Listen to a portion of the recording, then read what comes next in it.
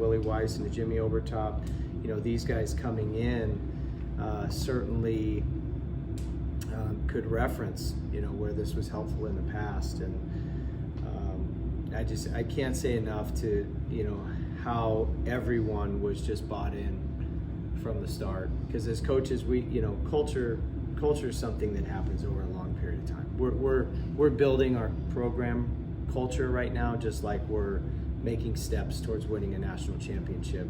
But what we do daily is we have these standards which create an environment.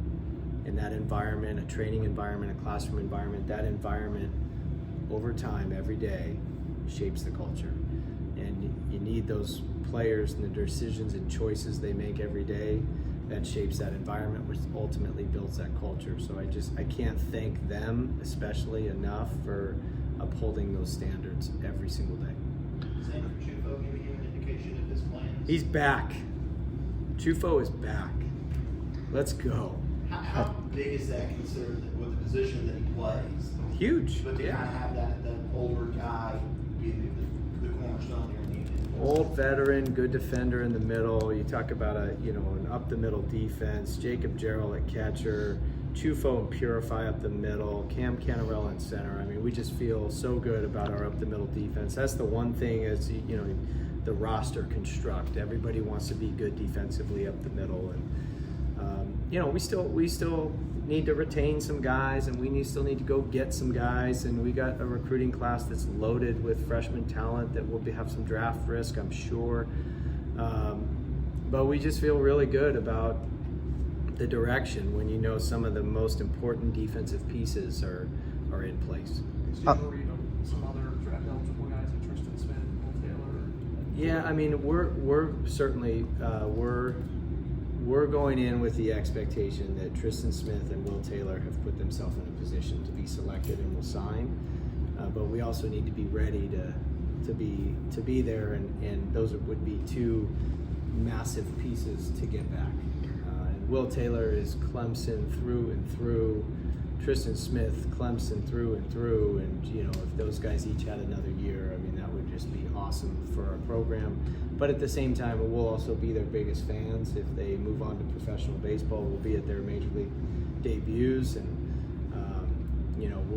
we'll be happy for them if they get the opportunity and it meets the needs of what their families are looking for in the draft. But we would also obviously love to have those two guys back. Austin Gordon being in the closer role this year is outstanding.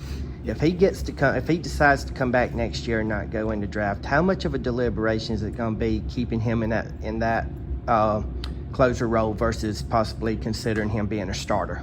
Yeah, he can do both. I mean, that's what he showed. And even in the closer role, he had a 5-inning start in the 6th or the 10th inning the other day.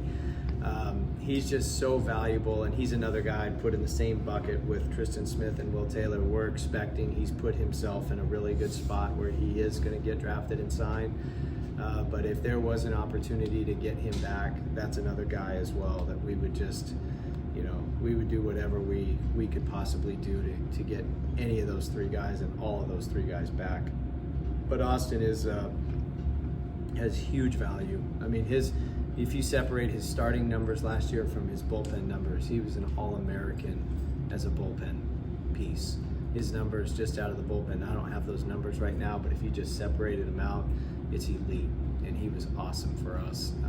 And it's not easy for players to change roles in the middle of the season, especially when you go from Friday night starter to something else. And he did, and he did it as well as anybody could do it, and it was a huge part of our success all season long. Erik was just in here talking